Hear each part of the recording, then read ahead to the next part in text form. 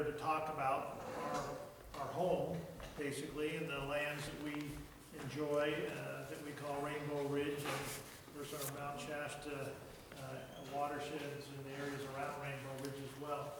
So they asked me to talk a little bit about collaborative forestry, you know, why we would want to collaborate as neighbors and landowners, as well as managers of our forests here. And I thought I'd talk a little bit about how to put Rainbow Ridge in context. So this is kind of the first of the series, and there'll be a lot more detailed discussions about various aspects of Rainbow Ridge. I thought I'd just kind of this would be kind of an introductory discussion, and I'll kind of put it in the context of how I look at it as a forester. And so to kind of start out here, a little bit about my background. I grew up in the San Francisco Bay Area, the town of Saratoga. You know where that is, kind of in the South Bay. When I was in the 5th grade, I read a book on being a forest ranger, and I kind of had this dream in my mind that that's what I wanted to do. So I went to Humboldt State University and got a degree in forestry, and the rest, I guess, as they say, is history. But I've had a really interesting career, worked everywhere from the Redwoods to the Sierras. This is a picture of me when I was going to college, and we were working in the Redwood Creek drainage, and we had heard this big redwood tree had been felled, and we all went over there to take some pictures. Anybody guess how old that tree was? How many? 2,000. 2,000. Well, that's probably a good logical guess, but what surprised us is only about 385 years old. So it wasn't as old as we thought. It had big growth rings, but it was a monster tree, that's for sure. 13 and a half feet in the diameter at the stump. But anyway, kind of what I tell a lot of my students at COS is that we depend on our forests too much to neglect their management and their stewardship. I really believe this, that's really what drives a lot of us, is that we all have a special understanding or a special love of our forested regions, and that's for both people that live here and the people that visit here, but we depend on those, and we want those forests to produce a lot of things for us. Everything from clean water, and wildlife, and recreation, that it's pretty hard not to manage those resources effectively. Otherwise, we end up with really not being able to get everything out of them that we want. And that may be a little more people-centric in a lot of ways, but basically we're all living here, and so we really do depend on those forests. So kind of as an overview, what I'll talk about, a little bit of the environmental setting of Rainbow Ridge, a little bit of the history, a little bit of kind of what I see are some of the risks and challenges around Rainbow Ridge, and a little bit of food for thought and possibly some ideas for some next steps. So when we look at Rainbow Ridge, if we just look at the footprint of the ridge, it really stretches from about Wagon Creek and then up into Dietz Meadow here, up towards the Wagon Creek Falls, and then right down Deer Creek is kind of just the footprint of the ridge. So it's only about 6,600 acres of land. You can see the land is pretty mountainous. It comes from a big flat valley here in the Strawberry Valley, and pretty rugged country up here in Deer Creek, steep. But the other way that I think we should look at it, not just the ridge, but the whole watersheds. And there are two watersheds that make up kind of the base of the ridge. One, and these are broken into what we call planting watersheds. The state has kind of taken our bigger watersheds and broke them up into smaller pieces.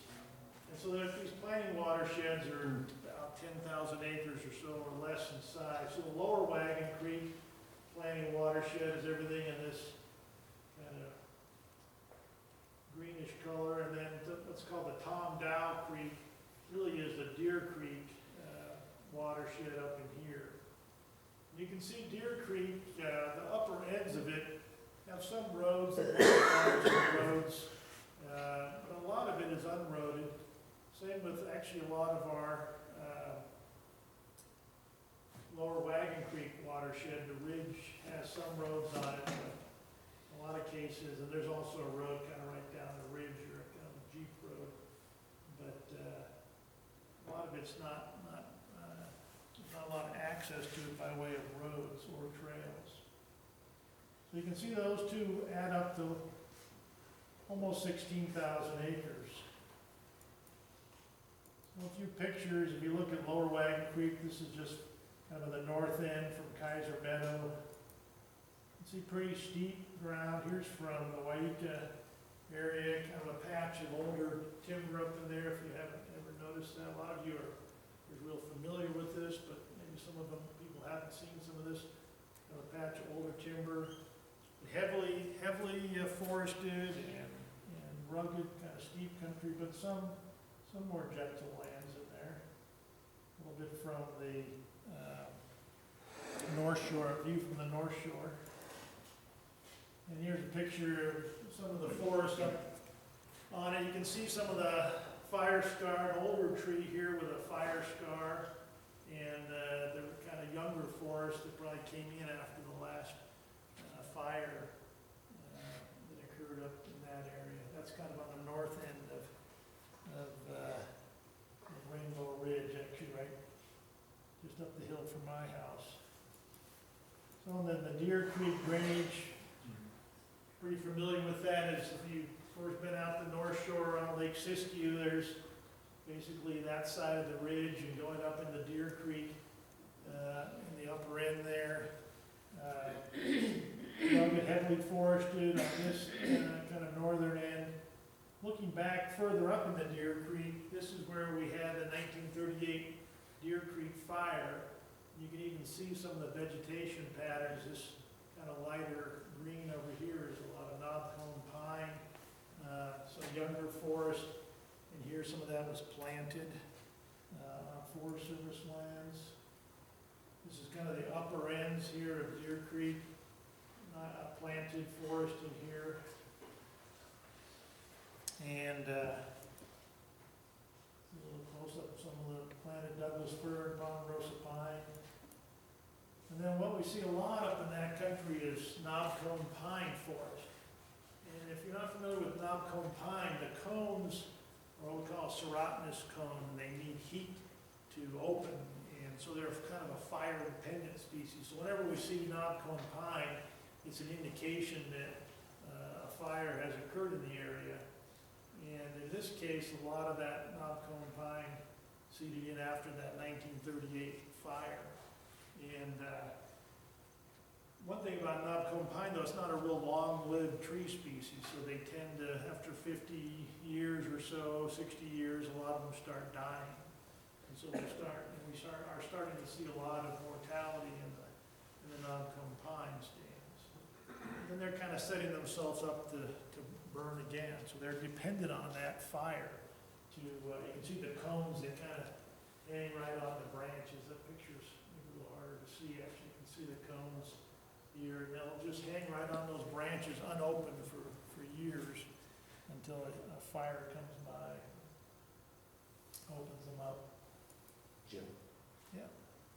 I'd like to footnote on that Deer Creek fire in 38.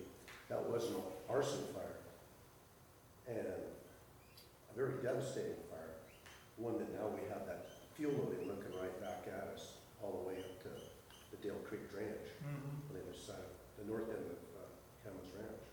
Yeah, and actually I understood that was a lightning-caused fire, but either way it burnt, I'll get another map of it here in a minute, but it burnt from Deer Creek to Edgewood in 3 days.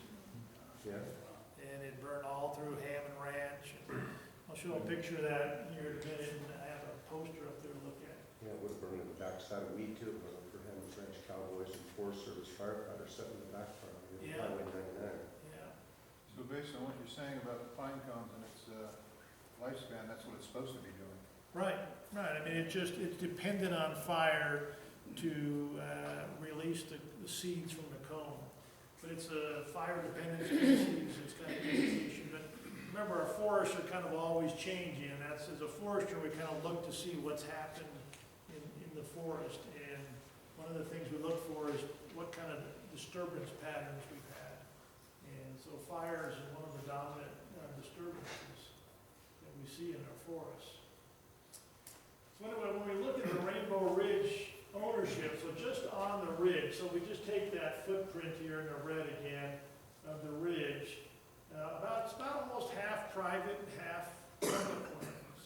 So the Forest Service in green here is the public lands, and then all of us, or some of us maybe that are here, are some of the landowners in this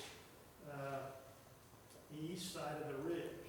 So the top of Rainbow Ridge is coming right down here between the two watersheds. You can see the different parcel sizes in there, the red being the parcel bigger than 40 acres, and then some of the other colors, the blue are 20 to 40 acres. So I don't know if some of you were landowners in there, but you might see your ownership. So this is the Timber Hills area up here, a lot of smaller lots, and this is the Shasta Brown Ranch area there, a lot of smaller,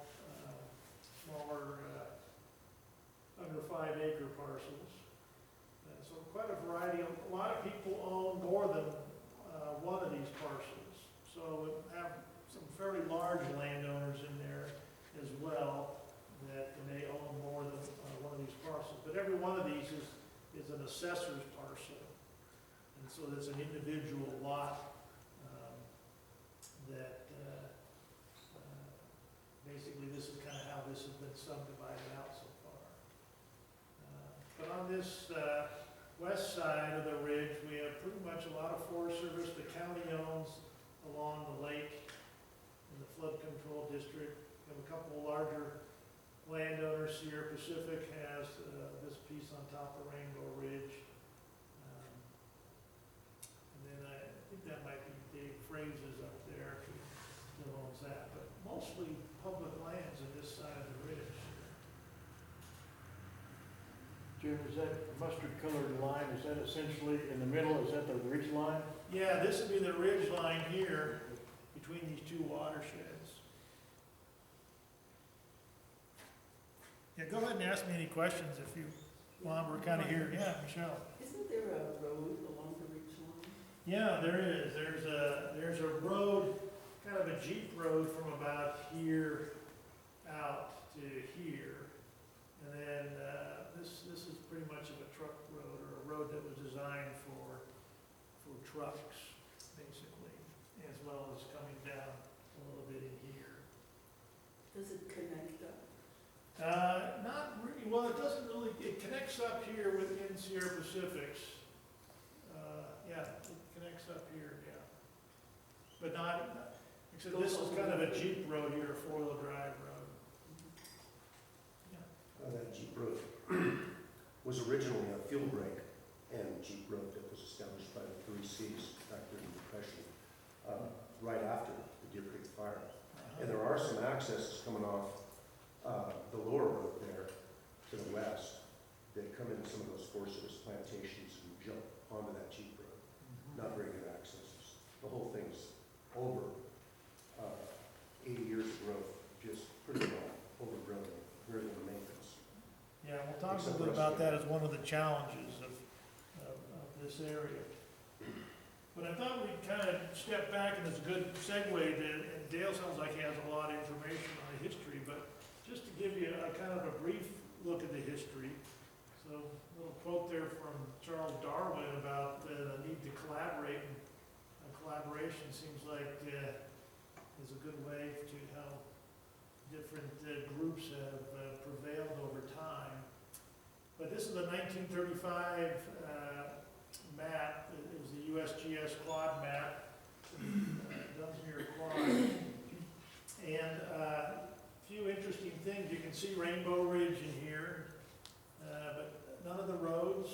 There's a little bit of a road going up to the mouth of Deer Creek and up one ridge here. Notice what we call Black Butte. They called it Wingtune Butte at the time.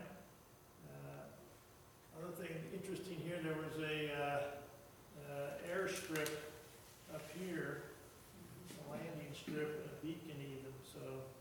And no Lake Siskiyou. What's that? And no Lake Siskiyou. And no Lake Siskiyou. That's Yeah, right. that's interesting. No Lake Siskiyou. But there was the airstrip where the golf course is. That's right. So So kind of interesting just to see though that at that time, there was really not much access in here. So, and I think it's always instructive to kind of look back and, you know, what we see today is a result of a lot of history.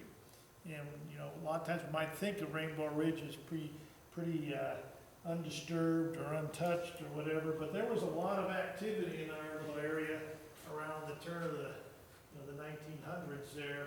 A lot of each of these little circles, this is a map that's up at the Weed Museum kind of showing the logging railroad systems, but there was actually a logging railroad that went up into Deer Creek a little bit, some sawmills. Every one of the little circles is a sawmill that was in our area.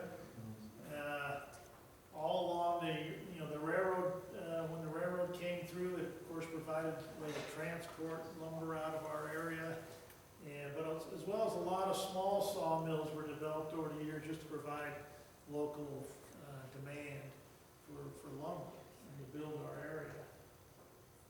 And if you think about a lot of those sawmills were really small mills because they had a hard time transporting things very far. So they would move the mill to where the timber was, saw what timber was available, and then when they would run out of reasonable area to skid the logs, they would move the mill rather than build roads or anything else.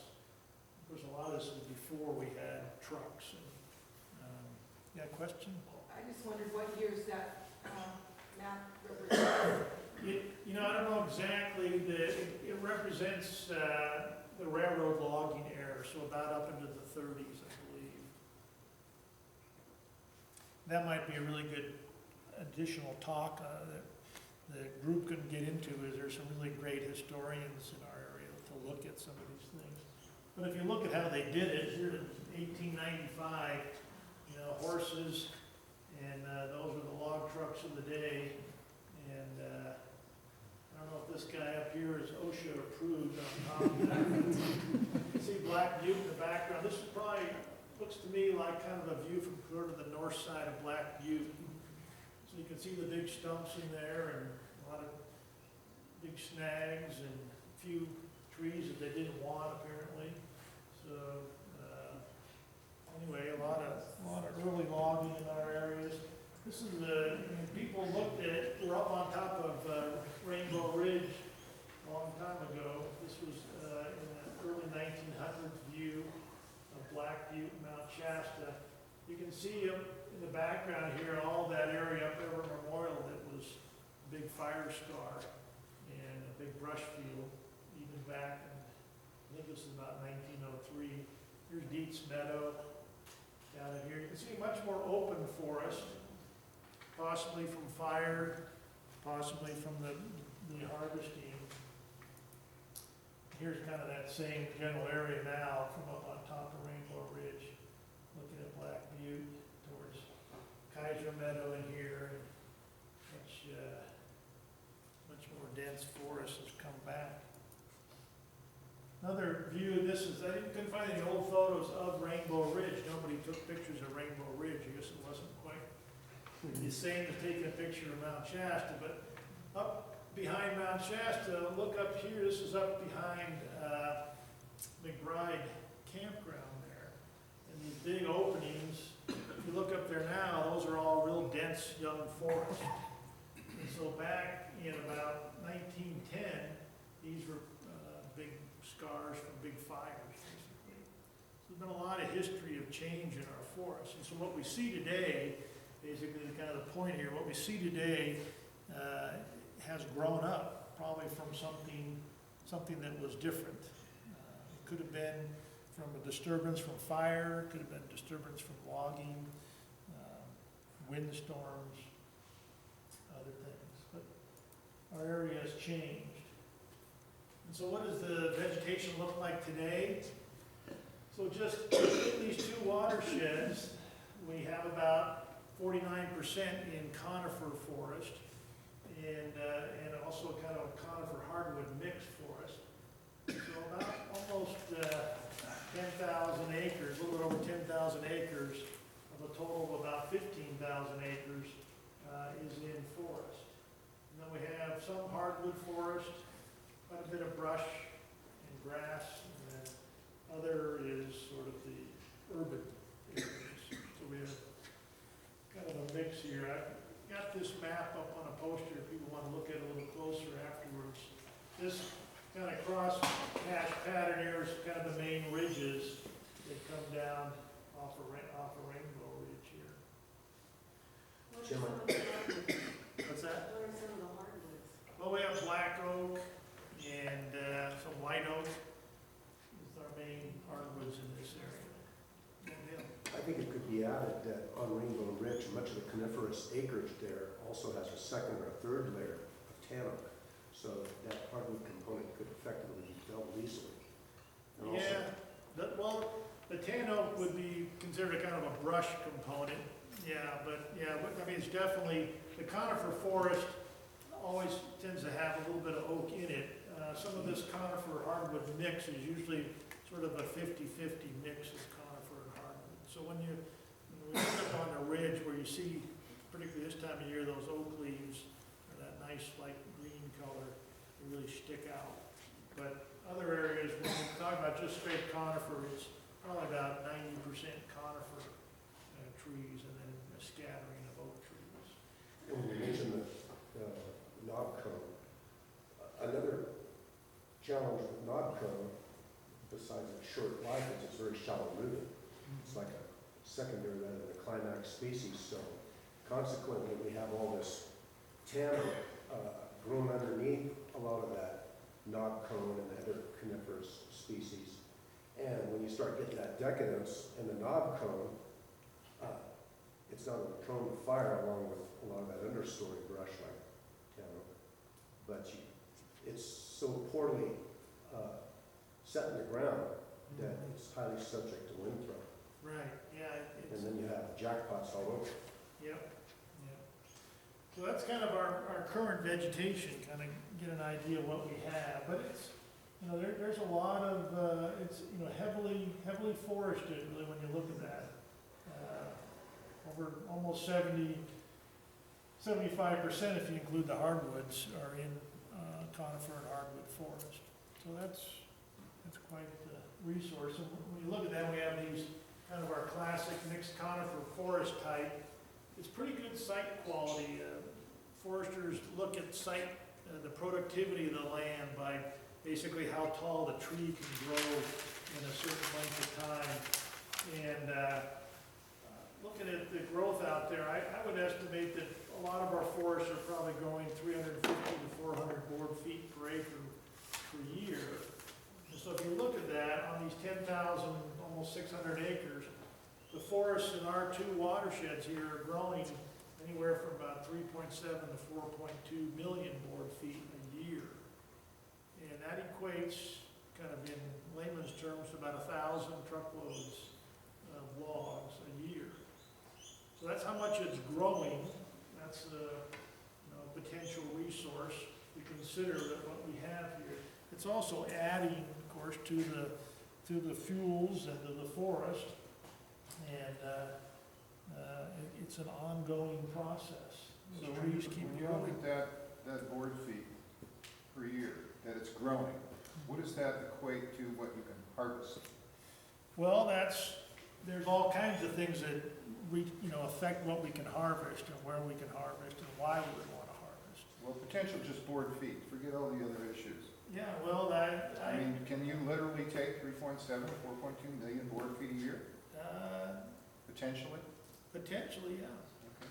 Yeah. That site index would equate to about a 30-year rotation. You could harvest well-marked trees and come back about 30 years later, is that correct? Well, no, I look at this area, probably would be 60 to 70 years, or a little bit older even, would be kind of what you would get a mature tree, maybe 24 inches in diameter or so. So you're not talking taking 3.7 to 4.2 million board feet every single year? That's how much it's growing every Yeah, I year. understand, but what could you actually take out of there? Sustainable harvesting? That's about what you could take out Literally, of there, yeah. okay. Yeah. Now, again, there are restrictions in areas where we don't always want to harvest.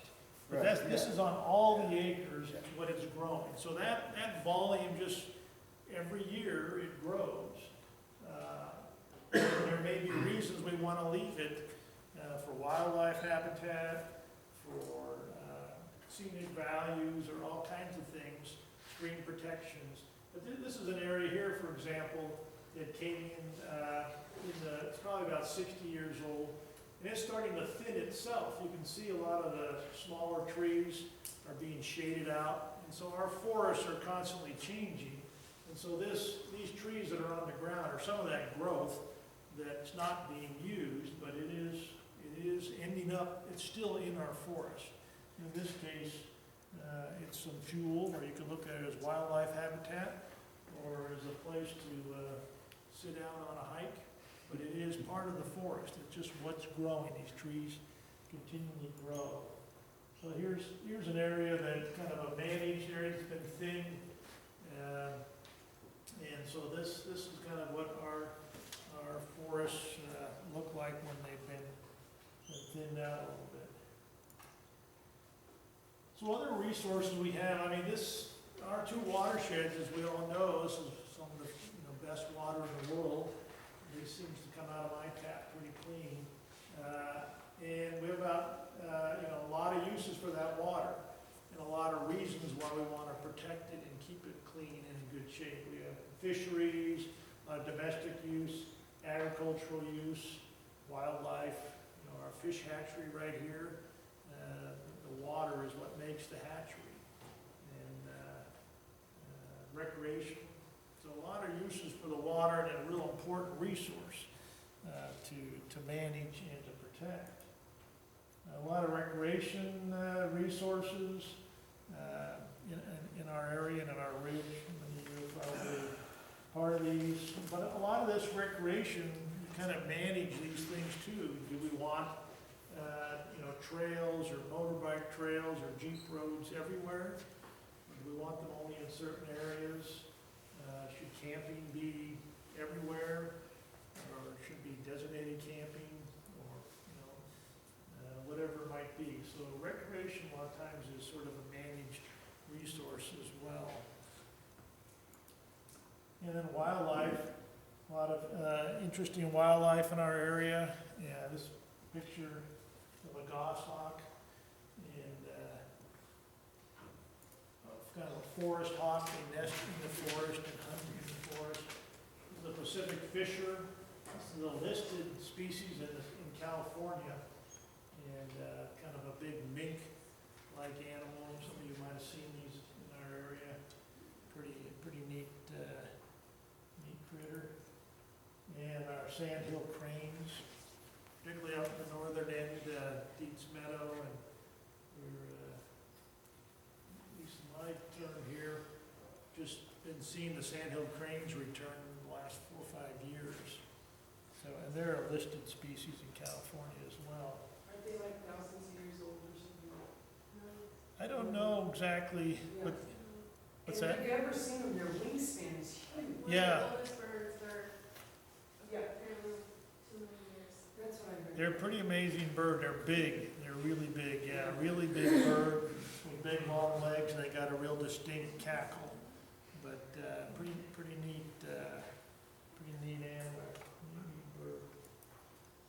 And of course, we have a lot of neat flowers and fauna in this area too. And so a lot of other resources in that that are all part of our area here. So kind of getting down to this collaborative forestry. Why manage forests collaboratively? And it's sometimes we might think of it just as self-interest. We want our area to stay in good shape, or we want to make sure the area doesn't burn, or houses don't burn. We might be looking at it as a common good, peace of mind, other things. But a lot of times, the reason why I look at management is so important is we want our cake and we want to eat it too. A lot of times we want a lot of things from the forest, just all those things that I looked at. We have the potential for wood products, for recreation, wildlife, clean water, all those things, but a lot of times we know some of those things need to be, or they're kind of limited, and that we have to take care of things Otherwise, they may not be there for future generations.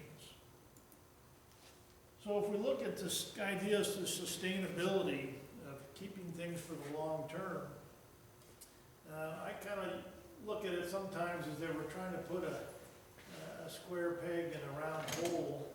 Basically, that a lot of times natural systems tend to be very chaotic, or at best maybe cyclical.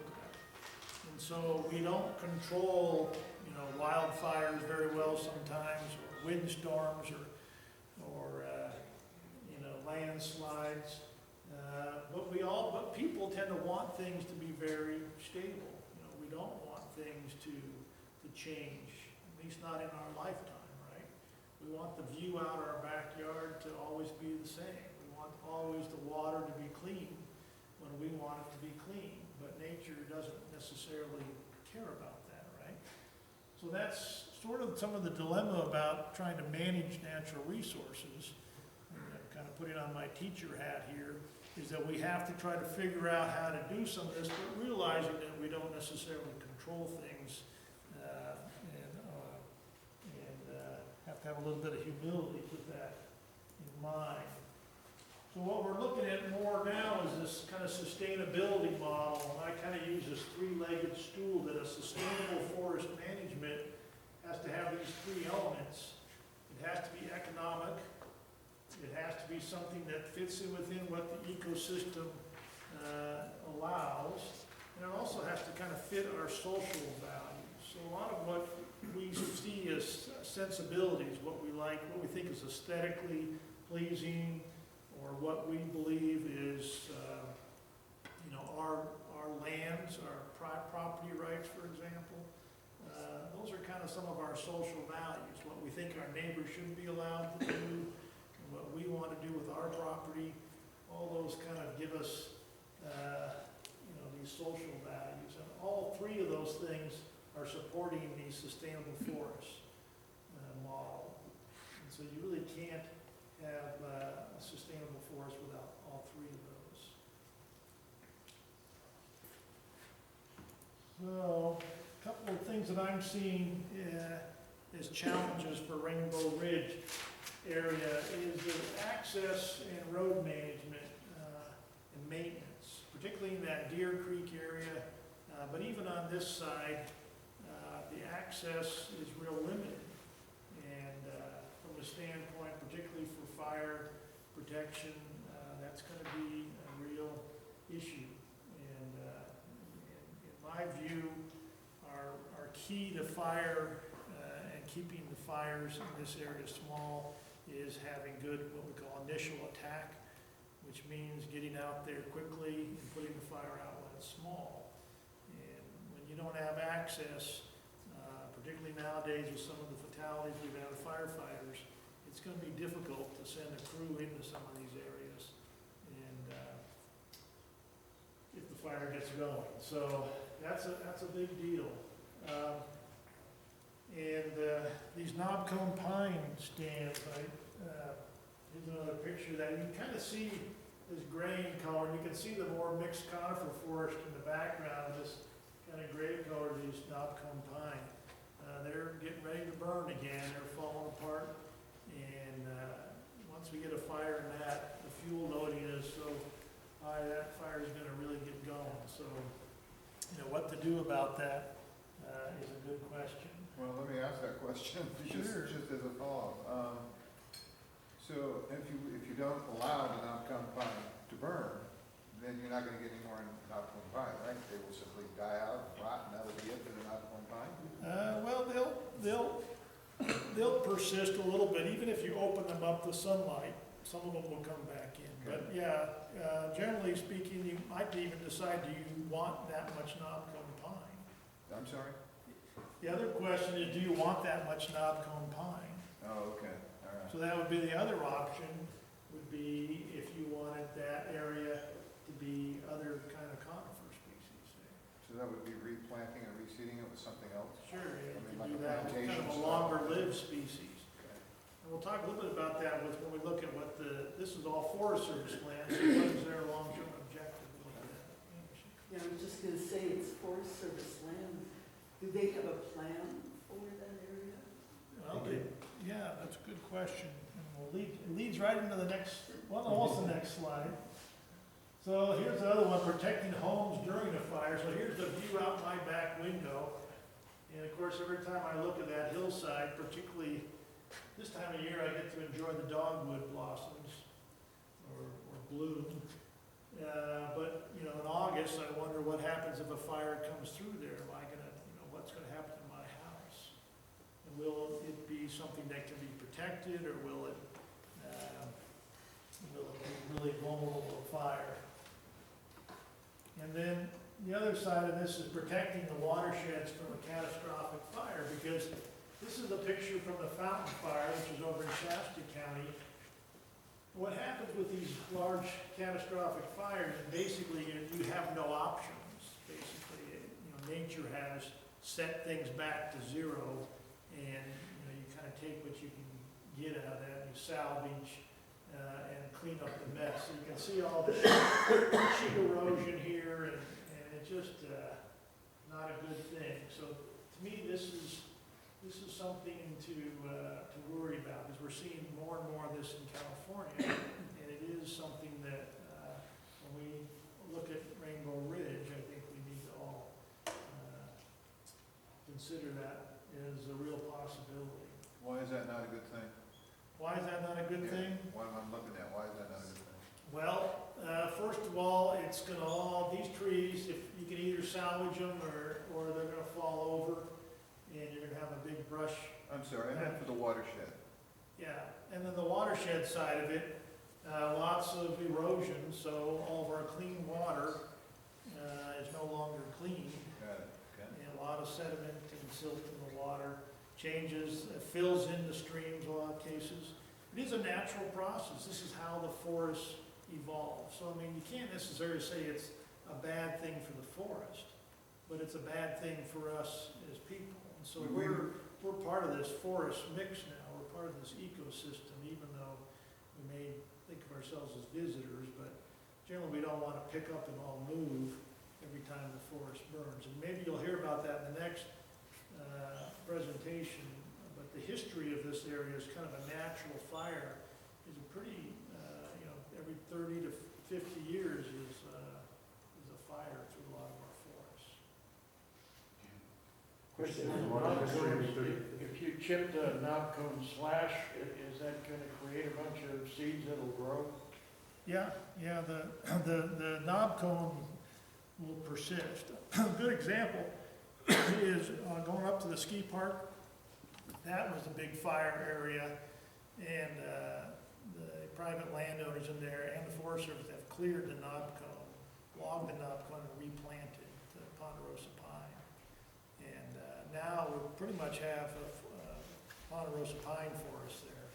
But for years, we struggled with the knobcone pine coming in along with the planted ponderosa. Another example of that are right by Lake Siskiyou, just past the campground entrance, the big blowdown area, if people remember that from a few years ago. That was a knobcone pine forest.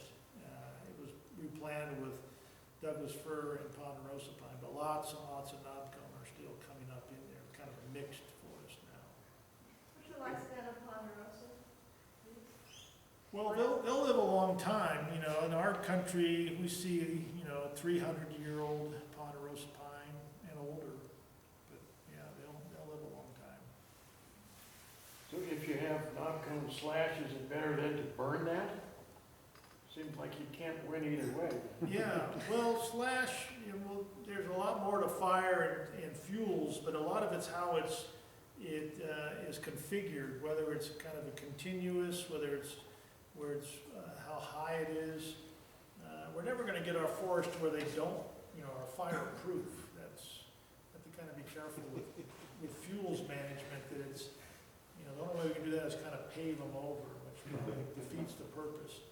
But basically, yeah, we want to manage the configuration of the fuels and its continuity. And that's a big part of it. A lot of strategies to reduce the risk of these catastrophic fires. We probably are never going to eliminate catastrophic fires, but we want to reduce the risk where we can, and some of that is an economical part of this too.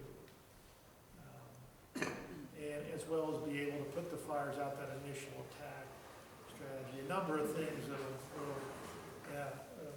I just wanted to go back to the concept that picture right there is a natural process. And, you know, isn't there the argument that, yeah, there might be some areas always that have that kind of concentration of growth and stems, not subject to some sort of fire cycle, but in the most part, natural forest, either through nature or through indigenous management before the Europeans arrived, had that frequent low-intensity fires. And I think what that's depicting there is an overstock scenario with catastrophic fire. The soils become hydrophobic. The soils can be wasted, and the forest may never recover there. Maybe make a change in all. So Right. that it really can't be altered. So, I think that of course it occurs somewhere, but because of our lack, isn't this the argument that because of our lack of some of that management, the prevention of fires, that we kind of gained this overstock system? Well, yeah, maybe. I guess I wonder sometimes, that's kind of simplifying things that because we put fires out, we built up these fuel loads. And in some cases, there's no doubt about that. But we see a lot of evidence of large fires, huge brush fields, dating back well into the 1800s. And a lot of historical accounts of large wildfires.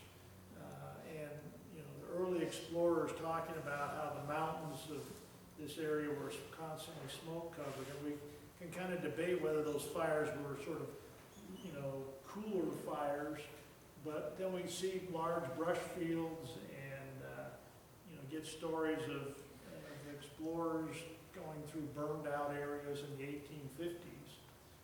And you have to think about too that we weren't really good at fire suppression probably until after World War II, when aircraft became part of the firefighting tools. So I think, in a sense, it's right that right now, by putting fires out, we've eliminated some of these fires that burnt through the understory. But at the same time, these forests have always kind of cycled, and we see a lot of evidence of catastrophic fires. Maybe not as large, but it's hard to say that too. And we have climate cycles and drought periods. So, there's a lot of evidence of big fires way back also.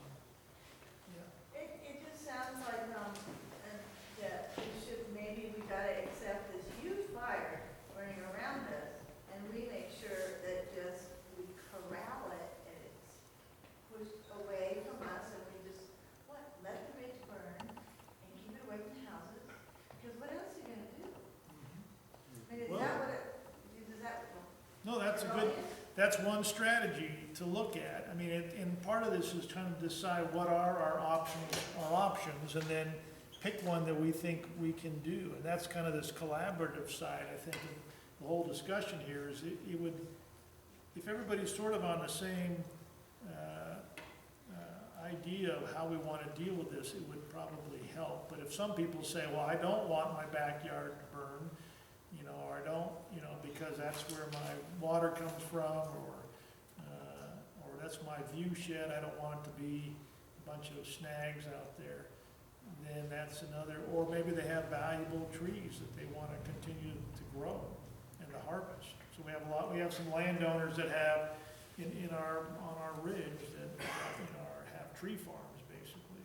And so they have a lot of value there.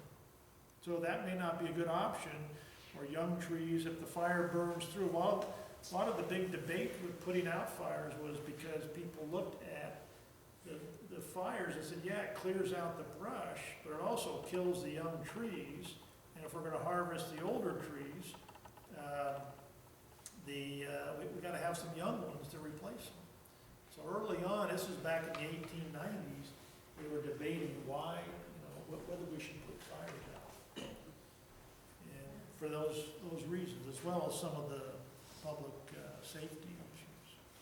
But we'll kind of get to that a little bit, and there'll be other parts of this discussion. But I want to, and Michelle brought this up earlier, that the Forest Service, which owns kind of this whole, just a good chunk of the west side of Rainbow Ridge, they have a forest management plan, their land management plan. They've designated a good portion of this watershed as what they call late successional reserve. And it's about, just on the ridge footprint, it's about 19% of the actual ridge. But it's a much bigger percentage of this Deer Creek area. And the late successional reserve is kind of to summarize, their goal is to basically either grow or maintain an older forest type. So they want to have large trees, they want to have some decadence in that forest, meaning dead trees and some down logs. And then they want to also protect these stands from fire. So there's no sense growing your forest to be an old forest and then have it burn up and become a young forest. So that's part of so that's why I have a question mark on that, because the forest, that's how they evolve and change, is trees don't necessarily grow forever. But either way, this is what their goal is now, this late succession reserve, but most of this area is younger forest. And so they're trying to get it to grow larger and become an older forest. But with some of those knobcone pine issues, that's going to be a little more difficult if that area does burn. What's the value of the decadent structure? Is that wildlife? Yeah, for wildlife, yeah. How does that compare maybe to a canyon or normal mountain area that burned so much? Was that an older forest up there that burned like that? In the Marble Mountains? The one we had just had a couple years ago? Well, Yeah, a huge one. Does it compare at all to the growth that went to this one? Seems like it'd be old in there. yeah, I mean, I think all of our forests, we have a mixture usually of older and younger forests. I mean, it's kind of a continuum. That's why these forests have this disturbance patterns that we see of fires. And, even though we say, well, this tree is 350 years old, well, that means 200 years ago, it was only 100 years old, and the trees were much smaller. And when I take people out in the forest and we look at a nice sized tree that's 80 years old, I go, this is a nice tree, but is anybody here 80 years old? Probably not too many in the crowd, but I said, how about your grandparents or your parents? I says, when they were just a little kid, this tree was also a little tree. So these trees grow, and so our forests, keep having these big trees and little trees. So that's why, even though this is kind of their goal for now, partly from a wildlife management, because we have a spotted owl up in this area here, it uses some of this watershed. So they have decided that they want to try to create an older forest structure here. So that's their goal. Doesn't mean you can't do things in it. In fact, they really would encourage active management to help these forests grow to be larger quicker. What's that AW designation? No, that's a good question. I was hoping you wouldn't ask that. I think that means, yeah, I think it just means it's kind of these scattered. I think it just other types, kind of undesignated. But I don't know that for sure. Skylar is here. What is AW? Where'd you go? I'm guessing maybe it's administratively withdrawn. Oh, administrative withdrawn, there we are. Oh, yeah, Kai would know. Okay, administratively withdrawn, I'm not sure what that would mean. Well, the Forest Service, and some of the really isolated pieces, they have designated some of those as possible for trade or other things. So maybe they just are not part of the actual active management, so. And some of those may have even already been traded. It actually means they don't want anything to do with it anymore. They'd love to get rid of it. Is that right? That's correct. Yeah, I think that's Just probably right. get it out of our. Because they're real isolated and they're not really That's part. right. The national forests usually are kind of a bigger block. So getting back to this fire history in our area, there has been an effort to map all of the fires in California from 1900 about up to the present. And so when I access that data layer and overlay it over our Rainbow Ridge area, this is what we get. And we have quite a bit of fire history in the 20s and 30s up until the 40s. So I live up in this area, so, and I can see the scars in my backyard, but that fire was a 1944 fire. This big fire up here that burnt, it started here as I thought was a lightning fire and went through to Edgewood. It was the Deer Creek Fire, 1939, actually, that says. You can see some other fires. But then if you look at these fires, most of them have kind of a long, oblong shape to them. So these are wind-driven fires, basically. So they start at one point, and the winds, and everybody knows this, we get these nice prevailing winds, and as the wind gets squeezed between Mount Shasta and Mount Eddy, and we get nice breezes, or sometimes really windy conditions. But when that's combined with pushing a fire, we get these long fire scars. So in most cases, another one, 1924, burnt right up to Wagon Creek, so the whole golf course, which wasn't a golf course then, but it burned up here around Black Butte. So a lot of fires, but where most of our homes are now, a lot of that area hasn't burned, at least not since 1900.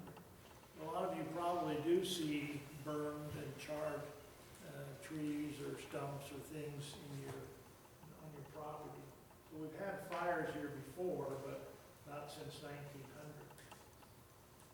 And there could be all kinds of reasons for that. That people, were able to put the fires out really quickly because they live close by, or just luck of the draw. But Deer Creek, at the time, that was the largest fire in Siskiyous County. Had been recorded, so it was quite an event.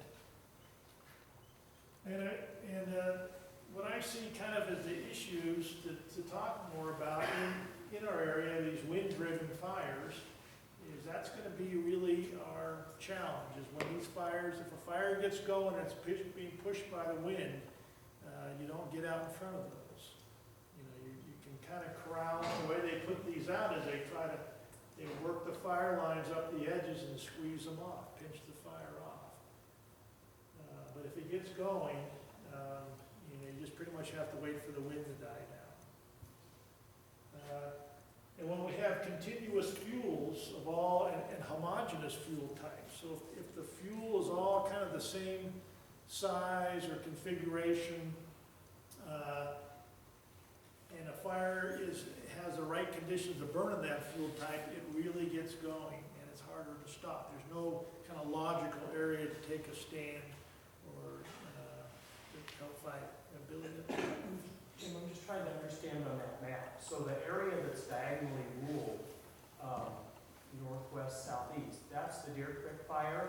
Yeah, this one here was, and actually some of these other ones that have a little, the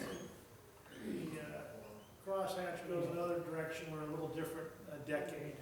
Then there's some areas on there that are sort of a very pale olive green. There's on the southwest slope of Black Butte, for example. Oh, up in here?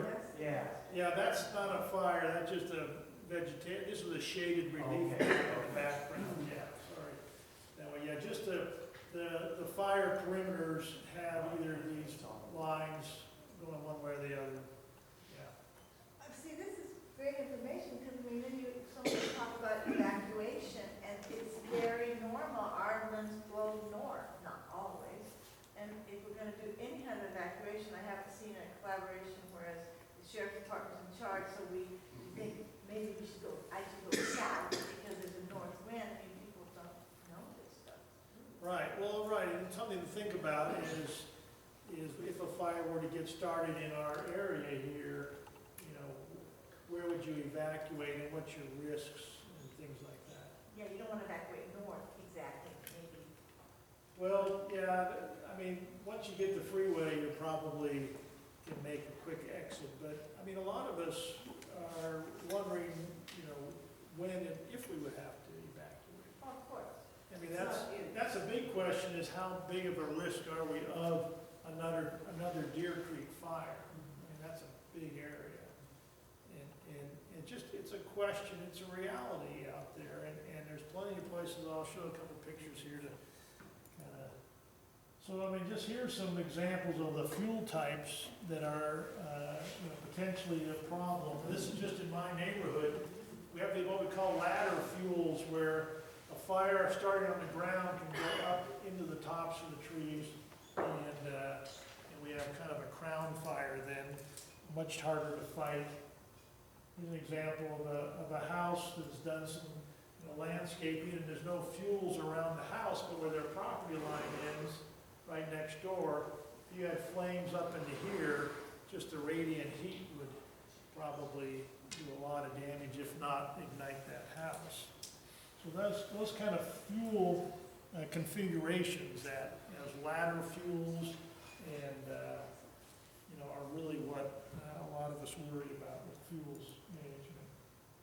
An example of another area that burned here not too long ago is at Lake Tahoe, the Angora fire, real similar to our area. They had a wind-driven fire. This is on the south shore of Lake Tahoe. They get a nice breeze coming off of from the south, and it blows onto the lake. But a fire got going, and it's an escape campfire, and it didn't burn all the houses. There's all kinds of interesting stories and lessons to learn. You can see some of the houses survived, but then right across the street, there was a house here. And so these fires occur, and like I said, it looks real similar to our area, nice forest, and people live there because they wanted to live in the forest. So this is the area right above the high school that burned.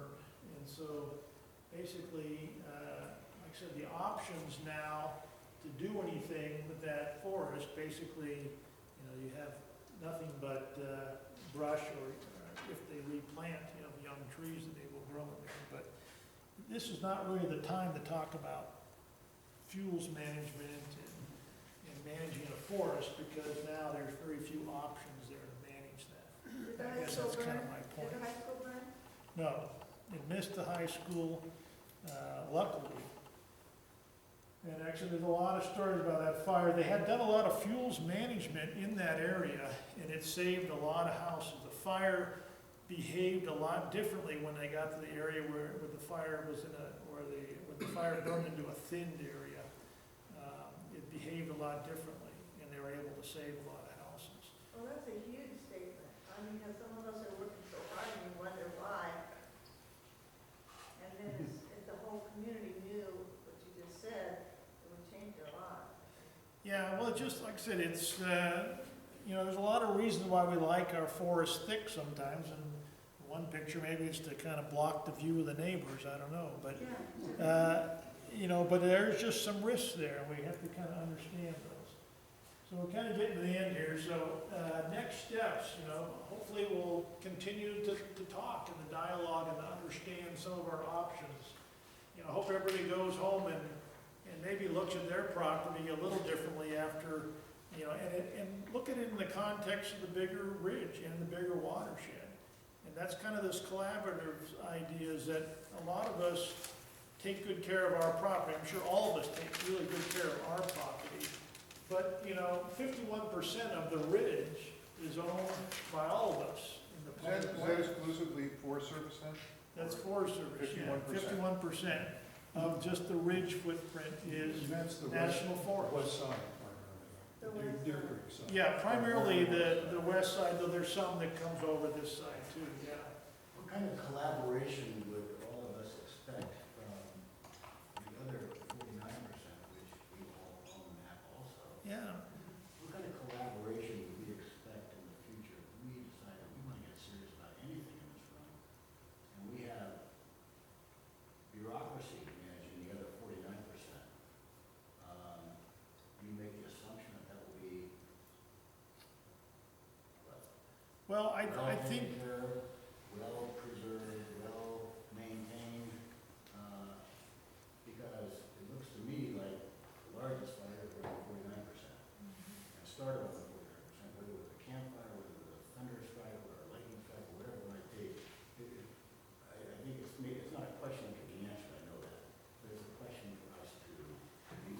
I should note that one of the workshops in the future, we're gonna have the Forest Service come in and speak a little bit to the management that they're doing in that area, potentially with a tour afterwards to view those areas. Right, and I always think that it's, you know, part of the Forest Service is really responsive to public input. And I think, you know, when people say, we want you to do something, they are very, you know, they get a lot of people that say, we don't want you to do anything. But a lot of times they don't hear from the other, hopefully 50% that says, or maybe more, that says, I want you to do something, you know. And so that's an option as a group even, to collaborate with the Forest Service and say, hey, you know, we really want you to do something. But inevitably, we go back to your three-legged stool. The first leg of that stool is economically driven. To the extent that the state of California or the United States government has difficulty with its budgets, we're gonna have difficulty asking them to do anything on our behalf. In the last 4 years, they've been coming leaps and bounds. They have responded to the citizens, the fire city councils, they have responded. And there's an economic thing there too. I'm gonna finish up with a nice sunset or sunrise, one or the other. And as you can see, there's lots of good things to talk about here. Hopefully we'll do more of that. That's part of the collaboration, I think, idea. And anyway, thank you everybody for being so attentive and great questions. Are there any further questions? I'm gonna get a little bit into part of the answer about the other 49%, but if there are any questions before I get into that for Jim, now would be the time. One question, just going back and forth, reading what we're doing of that, and trying to understand, reading between the lines, the genesis of this meeting tonight, from a historical perspective, is concern of fires. Is that it? That's a big part of it. Or is it access to private land? Is it access, or is it concern about logging? What's the genesis? I don't know if Kathleen wants to speak a little bit to this. She's been around a little longer than I have. I think that would be a really great question for some of the landowners that are in here right now that were part of these first conversations, like Katie Jessup and Carrie Morrow. I came onto the land trust a few years ago, but from what we understand, it was a combination of all of those things as landowners concerned about forest stewardship. It means all of that. It's not one or the other. It's about having neighbors on a landscape. It's about being part of a really key ridge when it comes to defense of fire for homes, or stewarding landscape in a way that maybe we can allow fire to come through but minimize those impacts. People that care about water quality and wildlife, that's all of those things. But I really encourage actually some folks in here, if you were part of that first series of meetings, maybe raise your hand so other folks can ask questions of you directly, because I think that's really the best place to ask. The Land Trust and the RCD and NRCS are here to facilitate these dialogues with landowners and, yes, try to get together on the same page. And when you say, how can we get serious tonight? Well, you start with having a bit of a common ground of information base of what was there, what is there now, and it probably will take a little bit more in terms of some field trips and some more dialogue about what's actually out in those forests, what is here. Okay, and then we'll move forward with some real vehicles for landowners to work independently or collaboratively on forest stewardship, whether that's the short-term stewardship of managing for fuels. Maybe some people actually want to manage more for the whole ecosystem. Maybe some neighbors, we all have different reasons for why we want to manage, but trying to get us to think as a ridge and hopefully bring in our larger neighbor as well, the Forest Service. And so it's our hope to really just help facilitate that process and bring in some of those opportunities to make some of these things economic. In future discussions, we will be sharing some different tools that are out there for grant funds or for other, ways to maximize efficiency for neighbors to work together. Yeah, and just to echo what Kathleen's saying, there's a lot of reasons why Rainbow Ridge in specific was looked at Most of it, though, was initial landowner impetus. A good deal of landowners came in together, knew that there was something that needed to happen. But there's more to it than that, too. It is an important viewshed. It's something that the community at large sees, that even tourists come by and see, even if you're not even staying in Mount Shasta. It's something that we can learn from and then even apply to other areas. So that was one of the considerations, the fact that it is part of the wildland-urban interface right on the edge. So protecting Rainbow Ridge is a big part to protecting Mount Shasta as a whole. But the biggest thing is definitely the fact that there were already interested landowners to begin with, and there's a lot of community and agency support. So to just get very briefly, like, the general idea of what we're looking to do, to the Rainbow Ridge landowners, we did send out a bunch of surveys. The reason why we're doing this is we're trying to collect information. Who would be interested in collaborating with their neighbors? What sort of resources do you have on your property? And what is it that you're interested in protecting? If it's just fire safety, we need to know that. If it's something that you have a lot of certain species, you have springs on your property, that's stuff that we need to know, because then we're going to understand a little better how we can best collaborate with like-minded neighbors. The other thing that we're going to be working with interested landowners only is trying to help them out with the California Cooperative Forest Management Plan, which was recently drafted up by a bunch of agencies, including CAL FIRE, NRCS. This is going to make it easier to apply for funds like EQIP and CFIP, as well as providing personal documents. These are individual documents for each individual landowner. These are not collaborative, but it will make it easier to figure out what your objectives are and see who of your neighbors are like-minded enough where you can collaborate, and give you sort of a longer-term plan beyond 1 fire season, 5 fire seasons, 10 fire seasons, so that you can be looking ahead and seeing how best you can manage your land. And then the third prong of this is what we're doing right now, the educational series, bringing in experts from outside Mount Shasta, from within Mount Shasta, to give us ideas of what are the options that we have, what did it look like before, how would I best like to manage my land in the future. And so again, just to remind everyone, next month that we will be continuing this series. And so if you're interested, please come continue to be engaged in the conversation. We are interested in finding out who of you on Rainbow Ridge are desirous of joining this process. So if you have not done your survey, we have extra copies. Please feel free to pick them up, send it to us. We're at the Land Trust office, which we have the email up there, or the address up there. This is based on some of the surveys that we got, in addition to some previous landowner participation. We already know stuff is being done on the ridge. There is opportunity for collaboration already. Some people have non-industrial timber harvest plans that they're continuing to work on. Some people have fuel reduction plans. So how can we best reduce the cost of management? How can we best reduce the need for access issues, for access troubles, by working directly with those landowners who already are working on their properties? And just to hammer in the point a little bit more, everything yellow represents landowners who have responded to the surveys. It's going to be easier for us to determine where we can find those pockets of collaboration with more surveys. So if you notice that your property might not be in yellow, let that be my request. We do have a website up for this for more information, more detailed information that you can peruse on your own. We're also taping these presentations. We will continue to tape them. We'll have them up on the website. So if you missed something, you can come and see it. Any questions too, you can easily email me. I'm also at the Land Trust office at 522 West Alma Street, I think it is. So feel free to come and stop by. That's not 2 O's in WordPress, is it? No, that's right, it's a typo. Thank you. Thank you for that. Any questions?